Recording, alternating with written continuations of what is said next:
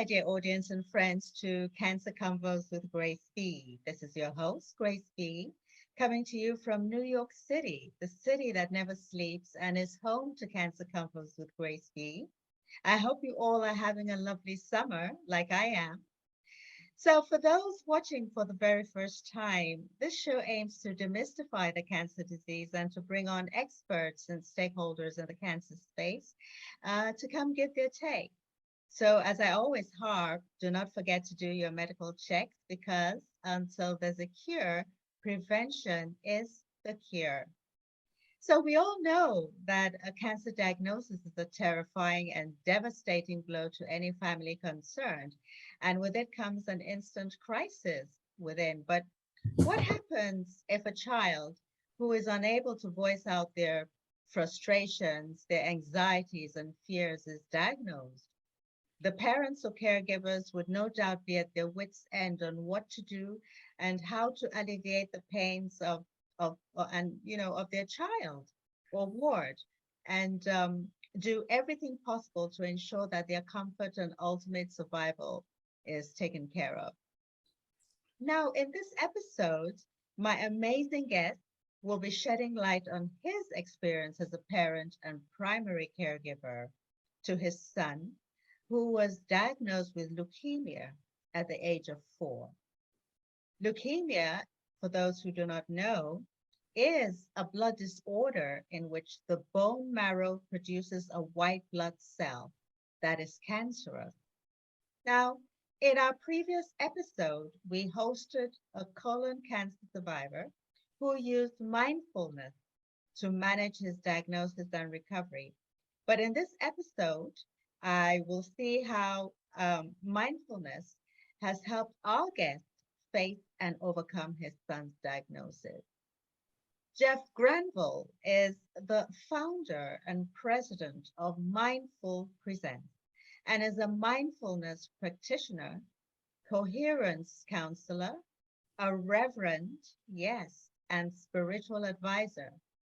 Therefore, without much ado, let me welcome Jeff Granville to the show. I'm so happy to have you, Jeff, on the show. Welcome. Thank you for coming.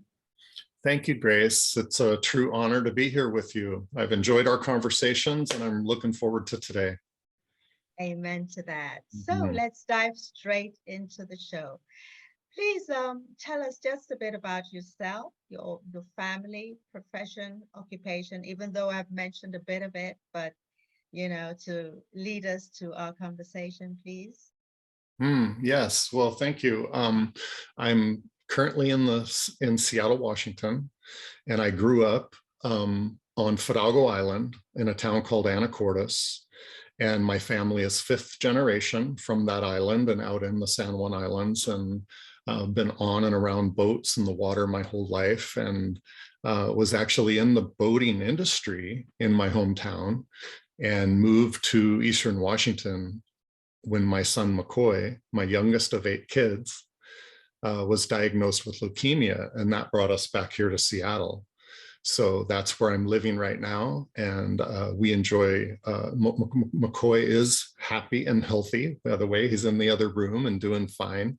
I thought we'd get to that right away so people didn't have to wonder, but he was diagnosed with leukemia in 2014, and that, of course, changed everything. I now do apartment maintenance 2 days a week to support myself and supply roof and food and everything for my kids. And then the rest of the time, I work at our nonprofit, volunteering my time to help pediatric patients, families, and care providers in the Western medical environment.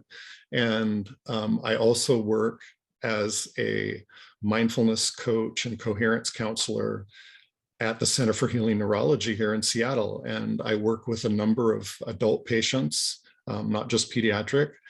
And we focus on our breath work, our mental outlook, and our spiritual connection, and how we can maintain coherence in our body to enhance the receivership of whatever we have to deal with in life. So I went from being a boat repair guy, boatyard guy, and after McCoy's diagnosis, it completely switched my life. And this is now my focus, my calling, and my honor. Wonderful. So sorry about his initial diagnosis, but I'm so happy that he's doing very well and that you've been there for him. So Yeah. you mentioned coherence counselor. For those who may not know, please educate us on what this field entails. Yeah. Coherence is a word. Being coherent, being understandable, being coherent, where two things get along together in an environment. But there's a company called HeartMath, and Doc Childrey founded it with Bruce Cryer, a friend of mine, about 30 years ago. And it studies the information that the heart sends out to the body. And when our mind and our heart are truly together, when they call that coherence, when your mind and your heart are in alignment, when we're asked to do something or put in a situation, when we're asked or being told to do something that is, or having to, that is out of alignment with what our heart feels, then we become incoherent. Our heart is not in it. We've all had that list of chores where our heart's not in it. Or remember being in school when you really weren't interested and time takes forever and you really wish you were anywhere else and your mind is wandering. Okay, that's being incoherent in your environment.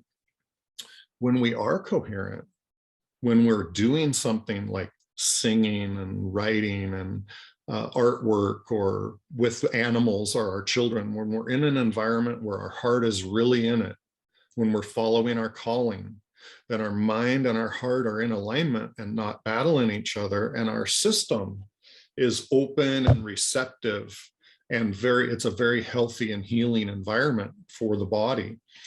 And so coherence is what we do. Is there's actually hardware and software that HeartMath has developed, and we use an ear monitor or a thumb monitor, and we pick up your heartbeat, and not just how many beats a minute, but actually the rhythm of your heart. Because our heartbeat is when we're in a natural, balanced situation, a state of being that's really balanced and comfortable, which is called homeostasis. The balance in your body is homeostasis. And when we're in that state, our heartbeat naturally speeds up and slows down. And with the heart rate monitor, it picks up, like I said, instead of just how many beats a minute, it picks up the variance. The heart rate variance is, as we are going through time, our heartbeat speeds up and slows down. Well, if we're in a scary environment, if we've been triggered and we're afraid, or it's a dangerous environment where we need survival skills, like a saber-toothed tiger is chasing us, then our body is triggered to respond and react. And our heart rate won't vary. It'll just be really fast, and our breathing will be shallow. We automatically go into our nervous system. The autonomic nervous system does things automatically, and it tightens the chest, it slows the heart, it shallows the heart rate and breathing and makes them faster so we can respond to danger. So it has this physiological effect on you, and your heart rate is stuck. So if we're in that mode to respond to that saber-toothed tiger, that's a really good thing. That's what our system was made for. But if we're not in an environment and we're triggered, we're not in danger and we're triggered and there's nothing you can do about it, then that blood chemistry can turn toxic right away. And it can cause all kinds of problems in the body. So by using controlled breathing, we can show on the machine, on the computer screen, our heart rate going into balance, going into coherence. So when you create with your breathing and your intention, a heartfelt center in your body. And I call it being at zero, where you don't have any human windings, nothing bothering you. You're just really at a calm place. You're at zero. Then you can see right on the screen that you're in balance, you're in homeostasis, you're in coherence. And that is a major breakthrough for people who have been stuck and triggered or have autonomic disorders or autoimmune disorders. Becoming coherent is the key to unraveling anything that ails you. And that's what I do for them, is the patients, the care recipients that they have that are homebound and stuck and have neuropathy and POTS and things like that. I coach them how to get into a coherent state so that they're not triggered and wound up with a bad blood chemistry and a bad heart rhythm. But I show them, and once I teach them how to achieve it and they can see the biofeedback on the screen and get that buy-in that if I do this, I'll be in balance again. Mm-hmm. So then they can return to that anytime they want. So oftentimes I'll only work with people 2 or 3 times and teach them. And then maybe seriously, just texting as friends, get feedback back and forth for months or years as this time is going by. So I really build relationships with people and get them aligned to their spirit. Another thing about coherence, this is really important, and I won't go long about it, but when I just explained coherence about doing something when our heart isn't in it, yeah, the deeper level to that is how it feels to your soul, to your spirit. What stage was it at when it was discovered, and how did his diagnosis come about, please? Oh, yeah.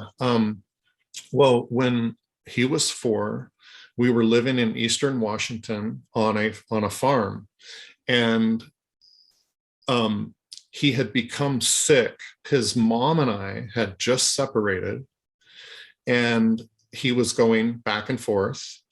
And when she brought him over to me, his eyes were swollen up, mm-hmm. and his cheeks.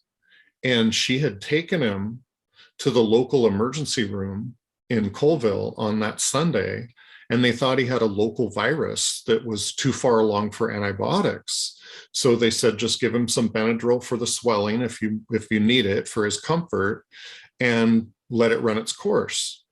Well, so I had scheduled, it was right after Christmas in 2014, and I had scheduled to take my kids back over to Western Washington, to my hometown of Anacortes, where my mom lives, to visit her after Christmas. And we packed a bag for 10 days. We're going to go for a 10-day vacation over to north of Seattle. And on the way over, and he was doing just fine. But as soon as we got to my mom's house at 1 o'clock in the morning, I laid him down. We were sharing a bed, luckily, and he was having trouble laying on his back and breathing. And I found that if I bed shared with him and rolled him over on his side onto my chest, then he would breathe and sleep okay. And I could really get a sense of how he was doing through the night. And I could get a little sleep too. And in the morning, he was really swollen up, and he was having trouble breathing just sitting up or standing. And I called the doctor, who I had known for like 40 years. And the one day that he was going to be in between Christmas and New Year's was this day. It was the 29th of December. And he agreed to see us. And we went in, and he kind of agreed. He says, I don't see anything out of the ordinary. And I think they may be right. And I think he just needs to let it run its course. And I said, but the strangest thing about how he was sleeping, and when I moved him, and he was breathing like a child with a fever, but he didn't have a temperature. Nothing showed besides the swelling and the hard of breathing, labor to breathe. So when I he said, well, bring him in. And when I took off his pajamas, his chest had what looked like varicose veins. All his veins were standing proud, and they were dark purple. And I'd never seen anything like that except for varicose veins on somebody that's older. And definitely not on a 4-year-old, and not on the chest. So I told the doctor that, and then he took a look, and he said, well, let's get an x-ray. So we waited to see if the insurance would approve it, and they didn't. So I just had to approve it. We waited 2 hours, and they took the x-ray, and the doctor said he has what looks like double pneumonia. And Double pneumonia? He said double pneumonia. Yeah, he first diagnosed it as what looked like double pneumonia. So he did give us some antibiotics to clear the lungs, and sent us home. So we went to my mom's house and we ate dinner. And after dinner, the phone rings, and it's the doctor saying that the radiologist routinely looked at all the films for the day and said, that's not double pneumonia. McCoy has a chest mass. So of course we hear those words, chest mass, and you just have this knowledge that your life has changed forever. There's something, even if it's not in that moment, but when you look back at it, you have that pivot point of your one paradigm reality is gone, and a new one has opened up. And so what he said is that we needed to get a CT scan. And he said, well, I'm going to try to get one approved here. And if by morning we don't have approval, you need to take him to Seattle Children's through the emergency room doors, because then your insurance will have to cover it. So we got through the night, and by like 10:30 in the morning, we hadn't heard anything. And the doctor says, you might as well just go. So he and I loaded in the car and drove an hour and a half. And within 30 minutes of getting through the emergency room doors at Seattle Children's, they had done a lab draw and found his white blood cell count at over 400,000. And they said, your son has leukemia or lymphoma, but we don't know which. And we won't know until we can run more tests. But because your son, and this is really rare, is that he ended up having T-cell leukemia. And that usually presents in little boys with just a few little tumors around the larynx. And in little girls, hardly ever. But for some reason in little boys, there'll be a few tumors around the larynx, and it can cause some swelling. So that is T-cell. Yeah. Yeah, and they were T-cells, which you would just, you talk about bone marrow being leukemia being a bone marrow disorder, where the bone marrow is a factory, and it builds white blood cells or red blood cells or plasma, one or the other, but never at the same time. And when you get leukemia, you get stuck in the white blood cell, the immune system side of production. And then the T cell is the strongest white blood cell, and it actually has the power to kill every blood cell, every cell in the body. The T cells are what is sent out to really destroy a foreign invader. So when the white blood cell's made and it turns into a T cell and it's leukemic, then you have a leukemia factory. Your bone marrow is just pumping leukemic blasts out into the bloodstream. Yeah. It's stuck in that mode, and that's how it can be so devastating so fast. And that's what was happening to him. He was so swollen with tumors, way more than normal, and his airway was being choked down to the size of a pencil. And his superior vein was being choked off so blood could go to his head but not return to his heart. That's why he had facial swelling.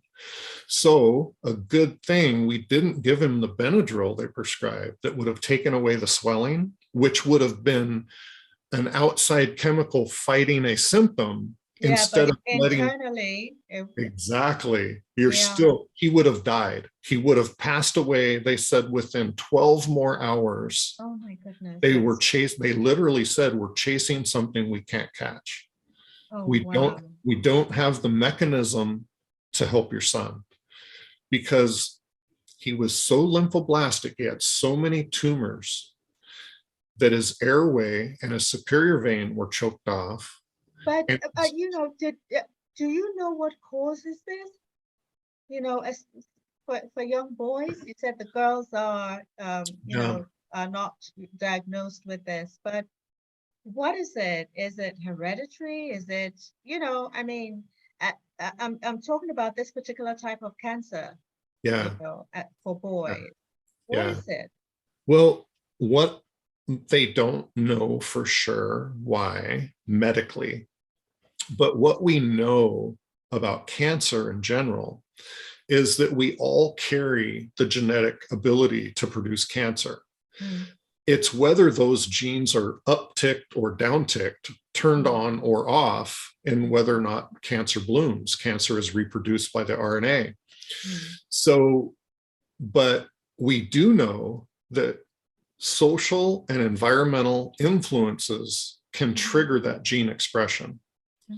So for us, a little boy who had just found out that his parents were getting divorced Could have could have triggered it? triggered it, could have triggered. And you look at a large number of breast cancer diagnoses are from people who were heartbroken or something traumatic happened in their life, an unwanted divorce, a cheating husband. There's just so many things in our environment that can trigger distress in our body. Yeah, And when you're not in that healing mode, rest and digest, that healing mode, and you're triggered, that's where we're out of alignment. I mean, yes. that's what I was talking about coherence. Hmm. When you're out of alignment, when your heart's not into what you're doing, or your soul is out of alignment with what you're doing in life, you're Yes, going against the essence of your soul. That's when it can trigger symptoms and illness in your body.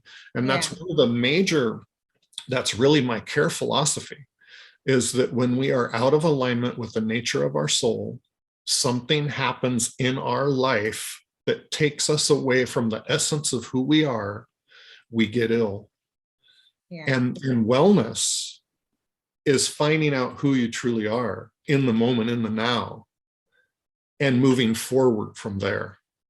Absolutely. Now, you just took the words right out of my mouth. I had intended to ask what thoughts crossed your mind during this period. I mean, Oh my gosh. you're getting this diagnosis. Obviously, watching you, listening to you, haven't come in contact with you. You're a very spiritual person, you're a very optimistic person, but when you're faced with something like this, all those Yeah. things that you imbibe fly out the window because now you're faced with something. You Yeah. understand? Yeah. So, Yeah. would you be able to practice what you preach? But what were your thoughts at this time? Were you pessimistic? Were you optimistic? Were you numb? Right. Right. Well, this is one of the most important things I believe about our story, and it's a very common theme with many stories, Mhm. is that um, being a father, like you said, it's different when you get a cancer diagnosis on yourself. That's horrible. That's bad enough, right? But when another hard situation, not to compare, is that you're an adult and you have a child that gets diagnosed and you feel like you're helpless. There's nothing you can do to help them. And they're taking away something you hold the most dear in your whole life as one of your children. And it's very disempowering. And I was from a boat builder, boatyard background, and I didn't like doctors at all. I didn't like going to the doctor. I actually almost vasovac passed out when they were taking blood in a high school physical for football. I just had a phobia to medical anything. And here's my 4-year-old, and they take me outside the room and say his white blood cell count was over 400,000 and he has leukemia or lymphoma. So there I am. There it is. And there's my 4-year-old inside the window, laying in bed with his eyes swollen shut. Just the scariest place you could possibly be, alone inside your head with these scary things happening. So I immediately went to his bedside and I just checked on him. And then I was standing there and I literally had my hands in the air saying, God, why? Why would you do how could you do this to my beautiful 4-year-old son? Take me, if you're going to take somebody today, take me, I would gladly switch. And I was talking out loud to God, saying, I don't like this environment. I have nothing to offer. And McCoy struggled for a breath. He gasped for a breath. And I literally fell to a knee to be as close to him as possible and tell him it was going to be okay. And I knew in that instant, God gave me everything I needed to help my son the most. And that is just to be there with him, to talk him through it, to make our hearts coherent together, to breathe together and just be his person, his advocate and his witness. And that right there was the turning point to everything. I felt it. I knew that I was given everything I needed to help him the most. And I just had to stay focused on that. And then I did that throughout his treatment and care, for every operation, every procedure, and it's like I'm kind of skipping, but later at the Ronald McDonald House where we lived for 4.5 years, I had a couple ask me, with everything that's happened, do you ever have time to stop and pray? And I literally said, I don't have time to stop. I am not doing something and then stopping and praying. My entire life is a walking prayer. I am in God's pocket. I have to be right there at center all the time. And for me, it was a spiritual awakening. It was like I was given everything I needed as a dad to help him. And those gifts that we were downloaded time after time are the basis for my nonprofit and what I look to gift forward to everybody else who has to go through anything similar to what we went through. And that's really the core of what we do. So that situation was the turning point that led us to know each other and talk to each other today. Yeah, that's so beautiful. That is so beautiful. God always presents himself at the lowest moment, and it's for us to be aware of what he's trying to tell us. And even if he doesn't tell us, for what he's trying to show us. Absolutely. A lot of beautiful things come out of the darkest moments. Yeah. So we thank God for that. I wanted to ask, now that your son is older, how are you able to explain to him about what had transpired, and what has his reaction been? Because now, how old is he? He's about 10, 11? He's 12 now. He's 12 now. So for the last 8 years is almost like a lifetime, many kids are born in 8 years.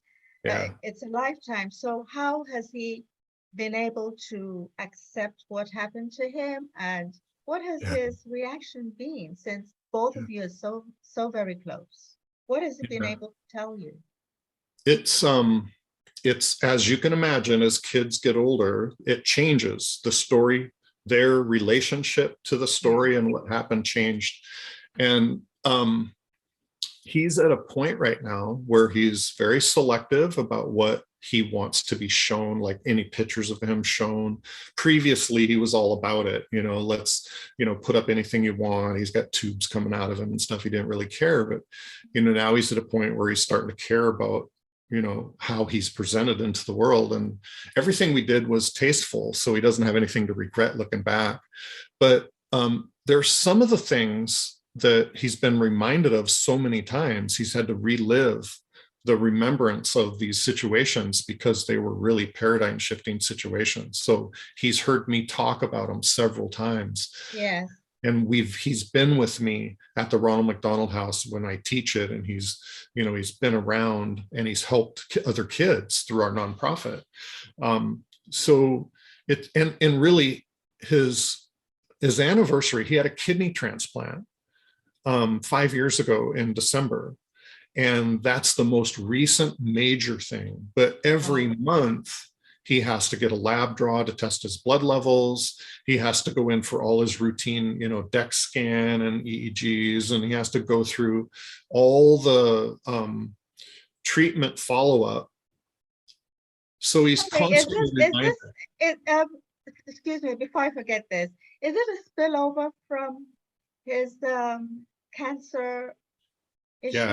Yeah. It's a spillover, this kidney transplant? When they first treated him during induction for the leukemia, he didn't respond. So he had to go for a bone marrow transplant. Okay. And when somebody receives a transplant like a kidney, the body's immune system tries to reject the kidney. But when you receive a bone marrow transplant, the bone marrow tries to reject the body.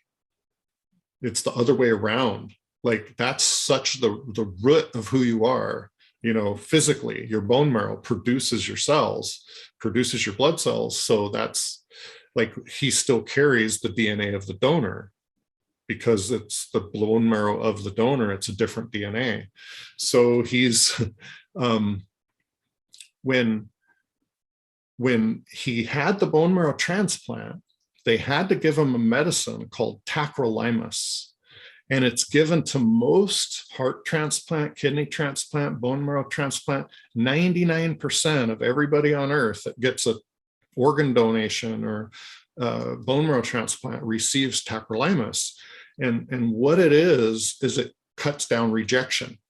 So it dampens your immune system so it won't try to reject the body or reject the organ. The organ, yes. Yeah, or the body. It dampens the immune system so the bone marrow won't reject the body. It's actually called graft versus host disease, GVHD.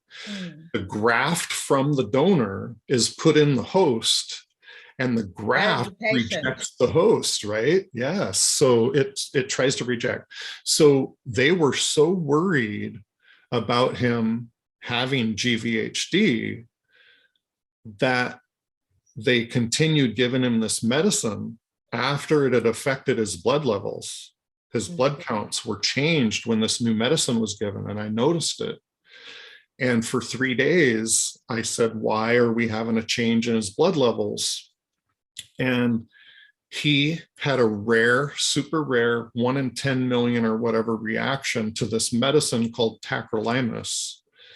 And it caused a completely different epiphenomena, a different illness that caused kidney failure. Wow. So he had to go into after he got his bone marrow transplant like a champ and got through everything and produced new cells right away. And he was just going through it perfectly. The medicine, he had a toxic reaction to this medicine, and it caused TMA, which it tells the T cells to kill every red blood cell in the body. So it ravaged him. And the carcasses of those red blood cells plugged his kidney filters, and he went into renal failure. So he had to get a catheter placed and go into dialysis. So we sat in a dialysis chair 4 days a week for 4 hours. And he received dialysis through first, second, third grade. And then he qualified for a kidney transplant. And his mom, luckily, was the donor. And he received a new kidney in December, 5 years ago in December. Yeah. So that was a long answer to your question, but what it shows is that he's constantly reminded of the situation he's in. He's constantly living the recovery, right? Absolutely. Yeah. Absolutely. Yeah. I mean, he couldn't forget. I mean, No, it's all there for him to see. Yeah, his relationship to the memory has changed, and that's a really important point, whether we talk about it today or another time. But when we go through a traumatic event, like after diagnosis and treatment, it creates PTSD. It does. And there's a very specific reason and a very specific way we can untangle that. It's been part of the therapies that I've developed and we've learned through this process that I bring forward through the nonprofit. Yes. We'll So, come to that. We'll come to yeah. that. So we don't gloss over that because there's still a few things I would Right, like to discuss with you. You know, right. at a time like this, when we go through, this, each of us, this what should I say, frightening world of modern medicine, and having to deal with this, with how were you able to navigate the complex, healthcare system, as fragmented as it is? We all know how fragmented it is. You Yeah, were talking about insurance coverage, the early days. I've experienced it too, when, I had to start chemo and my insurance rejected the first, yeah. oncologist that I had to deal with, So the healthcare system is still so, you couldn't understand it. So we still have so much, to learn. So how were you able to deal with this arduous process? Boy, Appreciate. this is very powerful and important topic to talk about, because like I had mentioned, I was literally phobic of the medical environment. I was, I would feel triggered just walking in the door of a doctor's office. My hands would be clammy and I would be triggered in my body in fight or flight, just walking through the door of my doctor, just like going to the dentist, being afraid of the dentist, anything. So it was really hard. And the situation that happened in our emergency, in our triage, where I was able to be with him and help him through, he had to have a lumbar puncture to test his spinal fluid. They had to draw spinal fluid, but they couldn't sedate him because the anesthesia would allow his system to collapse and he would die, he would crash. So they were stuck for 24 hours. So I got involved with the team immediately about advocating for how I can be involved to calm him down. So they got permission for me to enter the surgical room and be at his ear and talk him through everything that was happening. And he was able to learn how to breathe coherently with me.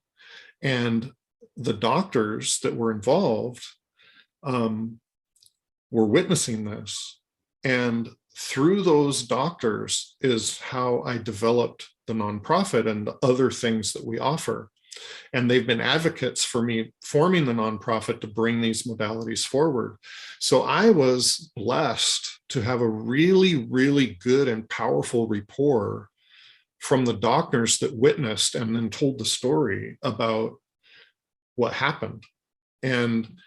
But me, looking at medical terms and what medicine does what, and that was foreign. That was like being assigned homework in a class you didn't like. My heart was not in that, but the situation captivates you so much that, like I said, I always had like a big boatyard job. I had hundreds of employees before. I ran my own businesses. I was always running this big thing. And my consciousness was expanded, but focused on one thing. Well, I would have 1,000 customers' names to remember and different products and everything. But at that moment, none of that mattered. And my entire awareness, my heartfelt connected awareness, was all about McCoy and what was happening in that moment to him. Nothing else mattered. So I would literally hold him in one arm and have my smartphone in the other, researching, looking up and talking and advocating, and really not being afraid to look stupid. Yeah. I just didn't care. I had no ego involved in whether or not. I said, I don't care if I ask you 10 stupid questions, what you think is stupid. If I ask one day, if I would have been able to pursue the question I did bring up, he probably wouldn't have had that reaction that caused kidney failure. Mm-hmm. Because I brought it up to them. And like you said, the system is so fragmented that I would have to go through this team to talk to this team and to, it was just, nobody knew the whole picture. Yeah. And they really rely on you as a patient or me as a care provider for a child to be the one in the center that coalesces everything in and make a Absolutely. care plan for your child or for yourself, which Yeah. when you're going through it, whether it's for yourself or for your child, it's so triggering. And it's just to be present and quiet for yourself and for your child is a full-time job. That's everything you can muster, is to try to just be calm, let alone be a researcher and an advocate and to Everything. everything. And that's, Yeah. to me, the major thing that needs to change in our system. And that to me is one good thing that has come out of the whole experience. Yeah. Being the nucleus of the whole thing,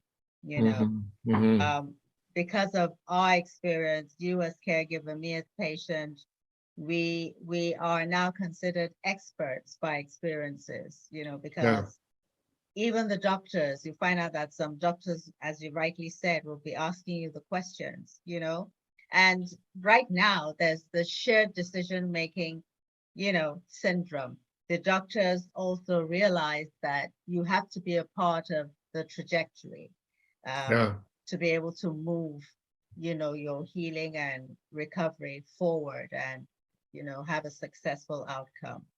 Yeah. Time is going, we've spoken so much about, but there's, there are a couple of things I wanted to ask before. Please. So I know that you're doing fantastic work with your podcast. Could you let the audience know more about Mindful Presents, please? Because this is how you've been able to pay it forward, apart from your nonprofit. I need to bring you back another day to be able to expatiate really on your nonprofit, because I want to drive that home. Well, I really appreciate that.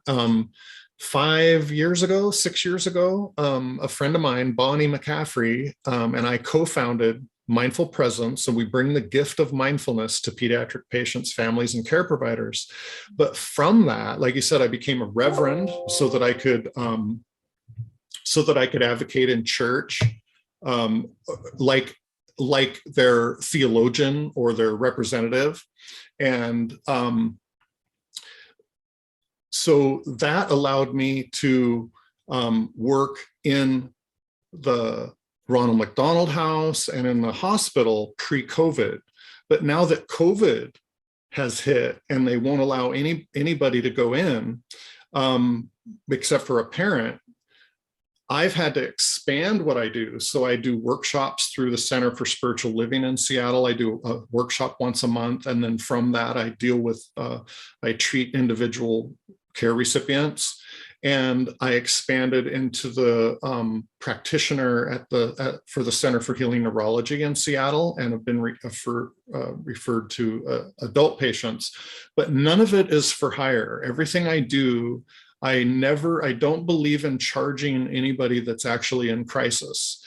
I want to be supported by private and corporate donations, which I'm not. I'm not funded. I have to work for what I do and fragment myself and my time in order to provide these services in my off time.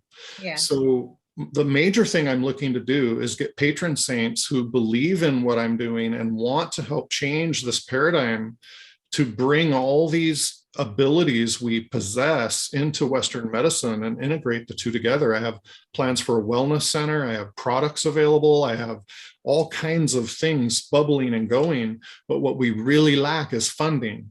Mm-hmm. Everybody connects and resonates with what we're doing, but we just have not crossed that threshold into like major fundraisers and things like that. Yeah. Yeah. Okay, that's wonderful. But now that I'll put out your information in our show notes, so that people can also reach out to you. Wonderful. Thank you. We'll blast this on our Facebook page as well, so Mm, that people can also. wonderful. And I want to really extend that too to any group that I meet with and talk with, and is that I do provide my services at no charge. I'd be happy to talk to anybody. I brought up how PTSD can come into the lives of patients, recipients, and care providers as well. And that's something that I help unwind with new techniques that are being studied. And I just want to offer that to you, of course, always, my dear, and anybody, any listener, or somebody that listens and knows a family member with a new diagnosis. The time to learn these things is before we need them. Absolutely. But if not, then as soon after diagnosis as possible, we can really change the outcome. Yes, indeed. I do agree. Yes. One thing I wanted to ask, which is very important, and I ask my guests, is if you had the opportunity to change one thing in the healthcare system, what would it be?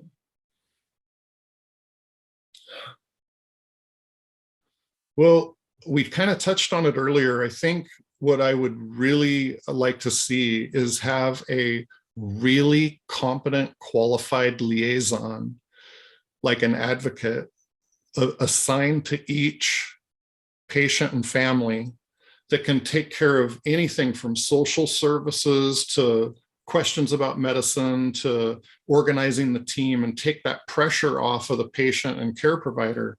And also deal with, financial matters like insurance and things like that. Some of those things we hope to offer Assigned, because we do have nurse navigators, we have, Yes. navigators, but you're talking about someone that should be assigned specifically to the patient, right? Not that they Yes. have to go out there looking for them. Exactly. And Okay. and there are programs like that, but they don't really do the job they could do. I think their support could be given, and I'm more than happy to advise or give support in that any way I can. Thank you so much, Jeff, honestly. So is there any word of positivity or hope that you like to give that one person now? We have less than a minute. Yeah, I would really say that I just want to raise awareness to the fact that there's all kinds of different modalities, treatments, and therapies that can help get us in a really good state of receivership for whatever we have to go through. So if you've received a diagnosis and you're in the Western medical system and you seem stuck and nowhere to go, there's so many people out here like you and me and other people that I have networked to that are really wanting to help from the outside and bring this into Western medicine. So if you feel that you're stuck with no options, reach out and we can help broaden your horizon and bring other modalities into your situation and really change the outcome. Thank you so much, Jeff. It's been a pleasure to have you. And, until the next episode, thank you everyone for listening. God bless you. Bye-bye. Thank you, Grace. Thank you, Jeff. Bye. Bye-bye.